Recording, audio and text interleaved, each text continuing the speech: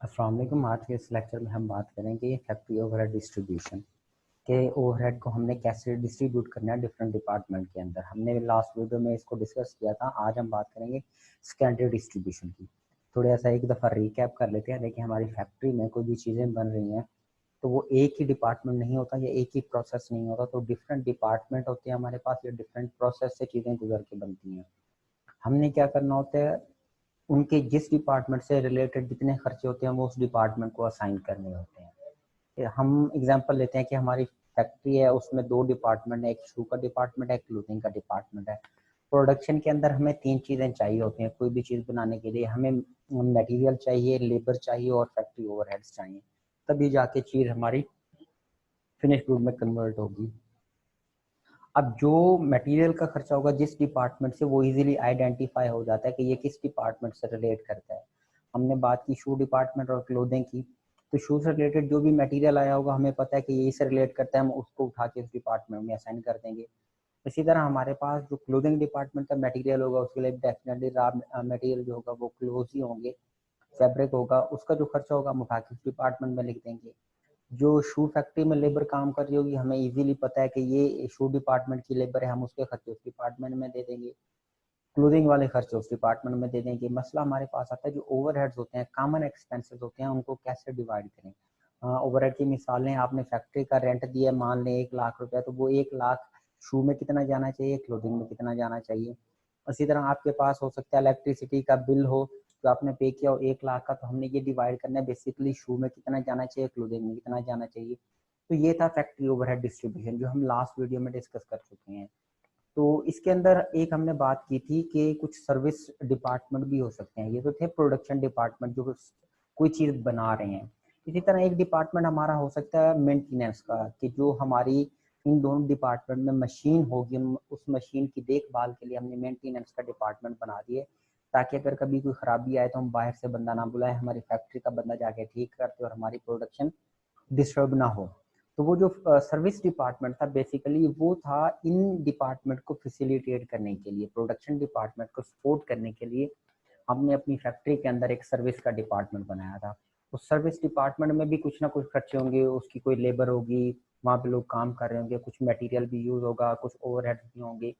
तो उसके जो खर्चे होते थे हमने उन खर्चों को भी डिवाइड किया था प्रोडक्शन डिपार्टमेंट में वापस। ये हमने लास्ट में डिस्कस किया था। वो इसलिए करते थे कि जो सर्विस डिपार्टमेंट है वो बेसिकली प्रोडक्शन को सपोर्ट करने के लिए बनते हैं, तो इसलिए इनके जो खर्चे होने चाहिए प्रोडक्शन को ही असाइन कर देने चाहिए। तो ये वाला जो काम होता था ना हमारा, इसको कहते थे हम सेकेंडरी डिस्ट्रीब्यूशन। ये ऊपर वाला काम जब हम डिपार्टमेंट को खर्चे असाइन कर देते थे तो यहाँ तक ये हमारी प्राइमरी डिस्ट्रीब्यूशन थी। फिर जब हम सर्विसेज डिपार्टमेंट वालों के खर्चे, ये दो डिपार्टमेंट सर्विसेज के थे, एक मेंटेनेंस का, एक स्टोर डिपार्टमेंट, इनके खर्चे हम क्या करते थे, वापस प्रोडक्शन को असाइन कर देते थे, और इनका बैलेंस देखिए एंड में जीरो हो गया, इनका बैलेंस एंड में जीरो हो गया। तो ये वाला जो काम होता था ये होता था हमारा सेकेंडरी डिस्ट्रीब्यूशन का। ये हमने सेकेंडरी डिस्ट्रीब्यूशन देखी है। अब देखिए सेकेंडरी डिस्ट्रीब्यूशन के अंदर हमारे पास एक और सिनेरियो हो सकता है। वो ये हो सकता है, अभी हमने जो देखा था उसमें सर्विस डिपार्टमेंट सिर्फ प्रोडक्शन डिपार्टमेंट को सहूलियात दे रहा है, अपनी सर्विसेज दे रहा है। सर्विस डिपार्टमेंट दूसरे सर्विस डिपार्टमेंट को कोई सर्विस नहीं दे रहा। हमने बात की थी एक मेंटेनेंस का डिपार्टमेंट था, एक हमारे पास स्टोर डिपार्टमेंट था। हमने कहा था जो मेंटेनेंस डिपार्टमेंट है वो भी मेंटेनेंस कर रहा है प्रोडक्शन डिपार्टमेंट के लिए, और जो स्टोर डिपार्टमेंट है वो भी क्या कर रहा है, सर्विसेज दे रहा है प्रोडक्शन डिपार्टमेंट को। ये आपस में एक दूसरे को कोई सर्विस नहीं दे रहे। तो हमने उसके लिए क्या किया था, हमने बात कर ली थी सिंपली डिस्ट्रीब्यूशन जो हमने लास्ट वीडियो में देखा। अब हम देखेंगे कि हो सकता है ये दो डिपार्टमेंट प्रोडक्शन के साथ साथ आपस में भी कोई सर्विसेज दे रहे हो। अगर ऐसा कोई सिनेरियो बनता है तो फिर हमारे पास दो मेथड आते हैं जिनके थ्रू हमने, दो बेसिस आते हैं जिनके थ्रू हमने इनके खर्चों को डिवाइड करना होता है। एक होता है नॉन रेसिप्रोकल मेथड और एक होता है रेसिप्रोकल मेथड। नॉन रेसिप्रोकल में ये होता है कि जब एक डिपार्टमेंट दूसरे डिपार्टमेंट को सर्विस दे रहा है लेकिन उससे ले नहीं रहा। ये सर्विस डिपार्टमेंट है, सर्विस डिपार्टमेंट का काम है प्रोडक्शन को फैसिलिटेट करना, उनको तो ये सर्विस देंगे ही देंगे, अंडरस्टूड है। अब हम बात कर रहे हैं इनकी आपस में ट्रांजैक्शन की। तो अगर इनमें से एक डिपार्टमेंट दूसरे को सर्विस दे रहा है लेकिन वापस सर्विस कोई नहीं दे रहा, तो उस सूरत में हम क्या करेंगे, नॉन रेसिप्रोकल मेथड यूज करेंगे। और अगर ये दोनों सर्विस डिपार्टमेंट आपस में कर रहे हैं, ये इससे कोई सर्विस ले भी रहा है और कोई सर्विस दे भी रहा है, तो इस सिनेरियो में हम करते हैं रेसिप्रोकल मेथड। तो अब हम इलस्ट्रेशन के थ्रू इसको करके देखेंगे कि नॉन रेसिप्रोकल और रेसिप्रोकल के अंदर फिर हमारे पास 3 मेथड और आ जाते हैं। रिपीटेड डिस्ट्रीब्यूशन होती है, एरर एंड ट्रायल मेथड होता है हमारे पास, और साइमल्टेनियस इक्वेशन होती है। आज हम देखेंगे सबसे पहले नॉन रेसिप्रोकल का, जिसमें एक सर्विस डिपार्टमेंट दूसरे को सर्विस दे रहा है लेकिन उससे ले नहीं रहा। ऐसे सिनेरियो में हम क्या करते हैं, स्टेप लैडर मेथड यूज करते हैं, या आप कह सकते हैं आप डिसेंडिंग मेथड यूज करते हैं। डिसेंडिंग क्या होता है, ऊपर से नीचे, मतलब जो डिपार्टमेंट सबसे ज्यादा सर्विस दे रहा है पहले उसके खर्चे डिवाइड करने हैं, फिर कम वाले के, फिर उससे कम वालों के। तो हम ये इसको देखते हैं कि इलस्ट्रेशन के थ्रू। ये हमारे पास इलस्ट्रेशन जिसमें उसने हमें बताया कि आपने स्टेप लैडर मेथड यूज करना है, ऑलरेडी उसने बता दिया इलस्ट्रेशन है। जिसमें उसने बताया कि 3 डिपार्टमेंट जो है प्रोडक्शन की हैं और 4 डिपार्टमेंट सर्विसेज डिपार्टमेंट हैं, उसने हमें बता दिया। और उसने हमें बताया कि आपने खर्चे कैसे डिवाइड करने हैं। आपने इस हिसाब से जो सबसे ज्यादा सर्विसेज दे रहा है पी है, फिर क्यू है, फिर आर है, फिर एस है, ये उसने कहा। ये जो ऑर्डर उसने ऑलरेडी दे दिया पी क्यू आर एस, इसके थ्रू हमने क्या करना है, इस बेस के थ्रू हमने इनको डिवाइड करना है। आगे हम इसको सोल्यूशन में देखते हैं। तो ये एक जो काम था हमारा, उसने कैलकुलेट करके दे दिया, इन सारों के खर्चे कैलकुलेट करके दे दिए हमें। तो ये प्राइमरी डिस्ट्रीब्यूशन उसने हमें कर दी। हम लास्ट जो इलस्ट्रेशन की बात कर रहे थे, यहाँ तक जो काम था उसने करके हमें दे दिया कि हर डिपार्टमेंट का टोटल कितना खर्चा है, हर डिपार्टमेंट का टोटल कितना खर्चा है, ये वाला काम हो चुका है। तो इलस्ट्रेशन में देख, इससे जो अगला काम है ये वाला, ये हमने करना है। ये हम देखेंगे कैसे करना है। तो इसको इसके सोल्यूशन की तरफ आते हैं। देखिए एक्स डिपार्टमेंट के उसने टोटल ओवरहेड दे दिए, वाई के भी, जी के भी, इसी तरह सर्विस डिपार्टमेंट में पी के, क्यू के, आर के और एस डिपार्टमेंट के खर्चे दे दिए। आगे उसने कुछ नॉन फाइनेंशियल इंफॉर्मेशन दी है जो लास्ट इलस्ट्रेशन में भी हमने देखी थी कि कहाँ पे यूजफुल होती है। अब इसको हम बना लेंगे, ये फॉर्मेट बना लेंगे। हमने आइटम्स लिखे, फिर हमने लिखी कि किस बेस पे हमने डिवाइड किया, फिर आगे डिपार्टमेंट बना लिए। सर्विस के 4 डिपार्टमेंट थे, पी क्यू आर एस, और प्रोडक्शन के 3 डिपार्टमेंट थे, एक्स वाई जी। आप प्रोडक्शन डिपार्टमेंट को इस साइड पे भी लिख सकते हैं और सर्विसेज वालों को उस साइड पे भी लिख सकते हैं। उनके टोटल खर्चे उसने दिए हुए थे, हमने जस्ट उठा के यहाँ पे लिख दिए। जैसे पी डिपार्टमेंट के 45,000 हैं, आप ये देख सकते हैं। पी डिपार्टमेंट में 45 हैं, क्यू में 75 हैं, और आर में 1,05,000 हैं। तो ये खर्चे उसने पहले से हमें खुद से दे दिए, हमने जैसे उठा के फॉर्मेट में इनकी वैल्यू प्लॉट कर दी है। अब हम हमारा सेकेंडरी डिस्ट्रीब्यूशन का काम अब स्टार्ट होता है कि ये जो सर्विस डिपार्टमेंट के खर्चे थे इनको हमने डिवाइड करना है प्रोडक्शन डिपार्टमेंट के अंदर, लेकिन हमने करना है स्टेप लैडर मेथड के अंदर। इसमें ऐसे है कि एक डिपार्टमेंट सर्विस ले रहा होता है, दूसरे से दे रहा होता है लेकिन ले नहीं रहा होता। ये वाला इनको आगे सर्विसेज दे रहा है लेकिन इनसे ले नहीं रहा। इसी तरह ये आगे सर्विसेज दे रहा है, इनसे किसी से नहीं ले रहा। अब हमने इसकी डिस्ट्रीब्यूशन करनी है। तो उसने डिस्ट्रीब्यूशन खुद बता दिया कि हम आपने कैसे कैसे करनी है। यहाँ पे बताया कि जो पी डिपार्टमेंट के खर्चे हैं उसने कहा उनको नंबर ऑफ एम्प्लॉयज़ की बेस पे आपने डिवाइड कर देना है। जिस डिपार्टमेंट में ज़्यादा नंबर ऑफ एम्प्लॉयज़ होंगे आप उसको ज़्यादा खर्चे दें, जिसमें कम नंबर ऑफ एम्प्लॉयज़ हों उनको कम खर्चे दें। तो अब हम इसको देखते हैं कि कितने एम्प्लॉयज़ हैं। हमारे पास एक्स में 100 एम्प्लॉयज़ हैं, वाई में 125, जी में 85, पी में 10। तो इनको हम करके देखते हैं। यहाँ पे कैलकुलेशन ये देख सकते हैं। तो ये मैंने डिपार्टमेंट वैसे लिख दिए हैं, पी क्यू आर एस और एक्स वाई जी। इस डिपार्टमेंट में 10 एम्प्लॉयज थे, इसमें 50, इसमें 40, 50, इसमें 100, 125 और 85 भी हर डिपार्टमेंट के एम्प्लॉयज लिख दी। उसने कहा कि पी डिपार्टमेंट के जो खर्चे थे, पी डिपार्टमेंट के खर्चे थे 45,000। इनको डिवाइड करना है आपने नंबर ऑफ एम्प्लॉयज के बेस पे। तो जब हम इसके खर्चे डिवाइड कर रहे हैं तो हम इसके नंबर ऑफ एम्प्लॉयज को नहीं लेंगे, इनको इग्नोर करेंगे, क्योंकि हमने डिस्ट्रीब्यूशन सिर्फ इन डिपार्टमेंट में करनी है। तो नंबर ऑफ एम्प्लॉयज भी इनके लेंगे। इनको अगर आप सम कर लें तो ये हमारे पास बन रहे हैं 450 number of employees total in department की। 450 को डिवाइड करें 45,000 से, तो हमारे पास 100 रुपीज़ आएंगे पर लेबर। जहाँ पे हमारे पास एक मजदूर काम कर रहा होगा वहाँ पे 100 रुपीज़ चार्ज करेंगे। तो यहाँ पे देखिए हमारे पास 500 एम्प्लॉयज़ काम कर रहे हैं, 50 एम्प्लॉयज़ काम कर रहे हैं। 50 को 100 से करें तो यहाँ पे कितना आ जाएगा, 5,000 खर्चे यहाँ पे आ जाएंगे। यहाँ पे 40 हैं तो 40 को हम 100 से मल्टीप्लाई करें तो 4,000 हमारे पास यहाँ पे आ गया। यहाँ पे भी 5,000 आ जाएगा, और यहाँ पे 10,000 आ जाएगा, यहाँ पे 12,500 और यहाँ पे 8500, इसको लिख देते हैं। और ये हमारे पास 12,500 और ये हमारे पास 8,500 खर्चे आ गए। हमने डिवाइड कर दिए पी के एक्सपेंसेस नंबर ऑफ एम्प्लॉयज़ की बेस पे। तो अब हम ये देखते हैं इसी तरह डिस्ट्रीब्यूशन है या कोई अलग डिस्ट्रीब्यूशन उसने की है। तो सबसे पहले तो हम यहाँ पे -45,000 कर देंगे, क्योंकि इसके सारे खर्चे हम डिवाइड कर रहे हैं तो इसका बैलेंस तो ज़ीरो हो जाएगा। और ये देखें क्यू में 5,000 आया है, 4,000, 5,000, 10,000, 12,500 और 8,500। तो हमने डी डिपार्टमेंट के खर्चे डिस्ट्रीब्यूट कर दिए। अब हमने करने हैं क्यू डिपार्टमेंट के खर्चे डिस्ट्रीब्यूट। तो क्यू के अब टोटल खर्चे कितने हो गए? 75,000, 75 और 5 ये 30 ही आया, तो टोटल 80,000 हो गए। 80,000 को हमने डिवाइड करना और किस बेस पे करना है उसने हमें बताया कि इसके खर्चे आप डायरेक्ट लेबर की आर पे कर लें। तो हम क्या करेंगे, इनकी डायरेक्ट लेबर आर उसी तरह जमा करेंगे इसकी, क्योंकि अब हम क्यू के डिस्ट्रीब्यूट कर रहे हैं तो हम क्यू के लेबर आर नहीं लेंगे, हम इनके लेबर आर जितने भी बन रहे होंगे यहाँ पे लिखेंगे, यहाँ पे लिखेंगे लेबर आर, और यहाँ पे भी लिखेंगे लेबर आर। हम यहाँ पे भी जितने लेबर आर होंगे ये भी हमारे पास लेबर आर, इस डिपार्टमेंट के भी लेबर आर, इन सारों को जमा करके इसके खर्चे से डिवाइड करेंगे। इसके खर्चे टोटल बन रहे थे 80,000, 5 ये और 75 पहले। 80,000 से तो पर लेबर आर हमारे पास खर्चा आ जाएगा कि जहाँ लेबर 1 घंटा काम करती है तो कितने खर्चे उसमें जाएंगे। फिर उनको इससे मल्टीप्लाई करेंगे तो हमारे पास टोटल खर्चे आ जाएंगे उस डिपार्टमेंट के।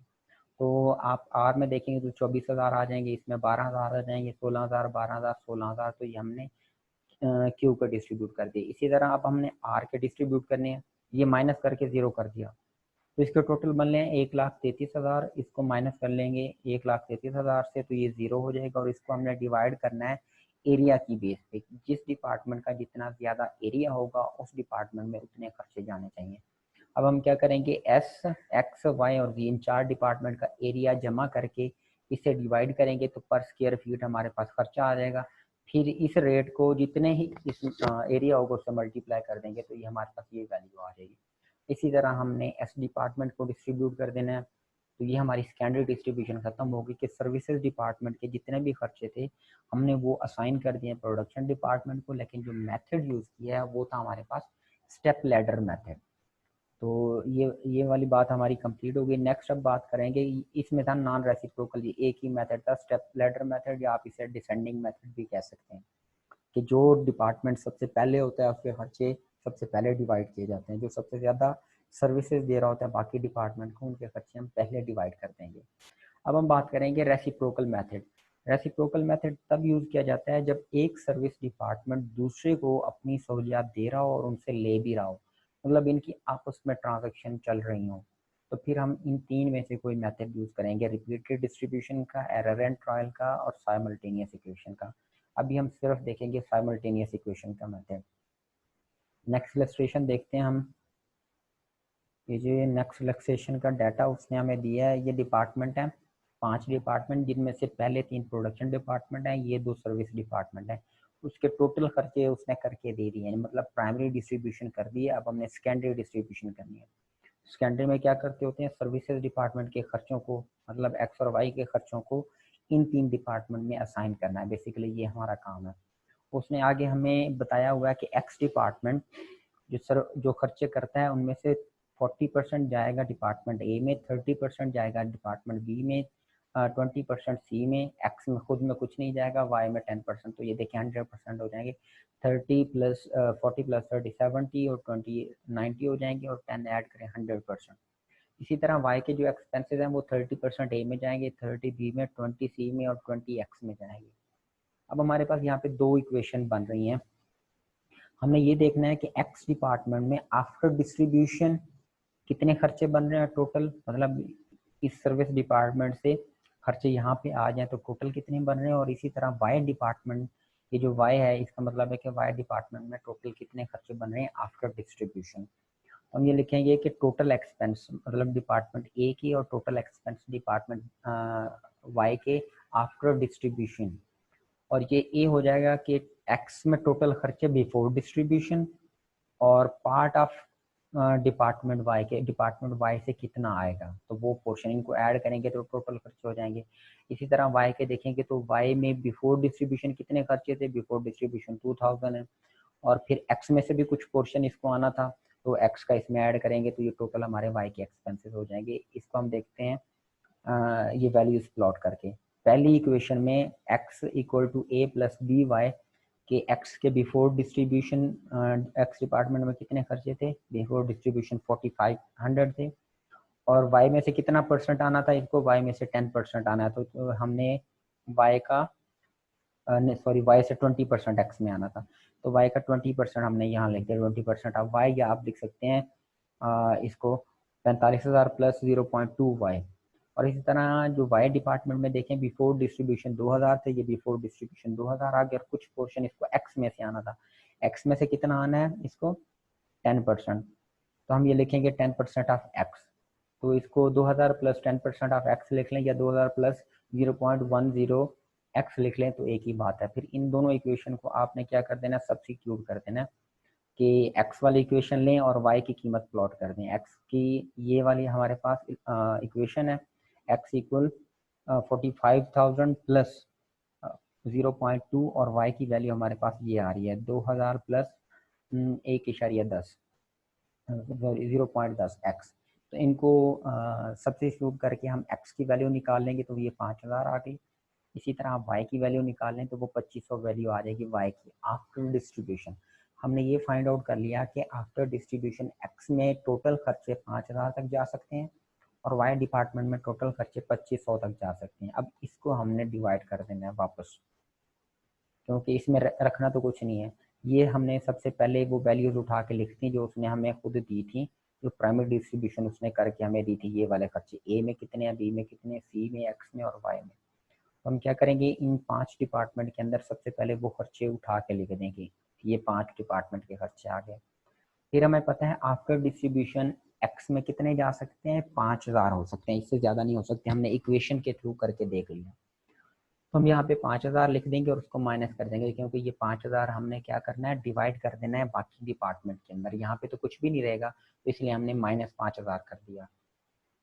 तो ये डिवाइड कैसे करनी है एक्स डिपार्टमेंट के खर्चे, एक्स डिपार्टमेंट के खर्चे हमें बता रहा है कि 40% जाएगा ए में, 30% बी में, 20% सी में और 10% वाई में।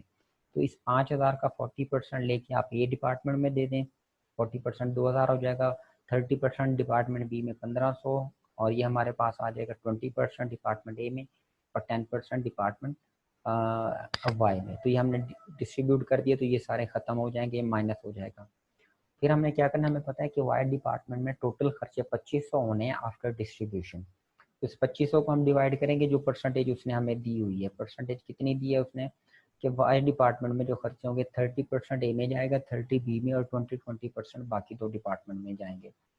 तो हम 2500 का 30% लें, 750 ए में, 750 बी में, 500 सी में और 500 ही एक्स में, और इसको भी यहाँ पे माइनस कर देना है इसके साथ। तो अब ये देखें टोटल प्लस वाले भी 5000 बन रहे हैं, माइनस वाले भी 5000, तो ये जीरो हो जाएगी वैल्यू। ये भी हमारे पास 2000 और 5 2500, और ये -2500, ये भी जीरो, इनमें ये ऐड कर देना है। लेकिन टोटल में कोई चेंज नहीं आना, क्योंकि टोटल हम पहले कर चुके हैं, हमने सिर्फ ये काम किया है कि एक्स के खर्चे और वाई के ये प्रोडक्शन डिपार्टमेंट में असाइन कर दिए। सिर्फ इतना ही काम था। अगले वीडियो में हम देखेंगे बाकी जो 2 मेथड रहते हैं, एरर एंड ट्रायल मेथड और रिपीटेड डिस्ट्रीब्यूशन का मेथड, इसको कैसे सॉल्व करना है। Thank you very much. अल्लाह हाफ़िज़।